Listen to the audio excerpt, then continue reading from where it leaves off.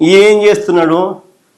అయ్యే పాస్బుక్లు తీసుకోవడము, అయ్యే పాస్బుక్ను కలర్ మార్చడం, ఇవ్వడము.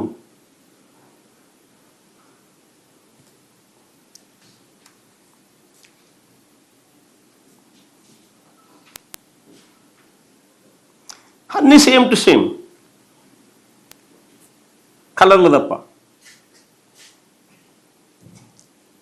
నేను అడుగుతాను, ఇందులో చంద్రబాబు నాయుడు చేసింది ఏముంది అంటున్నా? రంగులు మార్చడం తప్ప.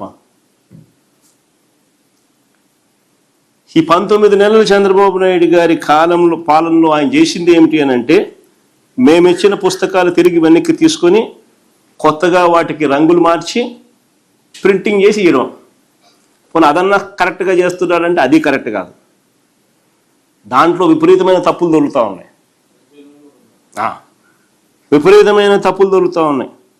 పేర్లు తప్పులు వస్తూ ఉన్నాయి, ఫోటోలు తప్పులు వస్తూ ఉన్నాయి, ఐడి నెంబర్లు తప్పులు వస్తూ ఉన్నాయి, విస్తీర్ణాలు తప్పులు వస్తూ ఉన్నాయి. అన్ని తప్పులే కనిపిస్తూ ఉన్నాయి.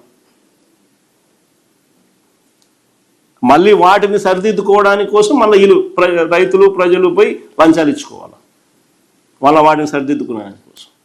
ఇప్పుడు జరుగుతుంది అది. రెవెన్యూ క్లినిక్ డబ్బులు ఎత్తాలంటే రెవెన్యూ క్లినిక్ పెట్టాల్సిందే.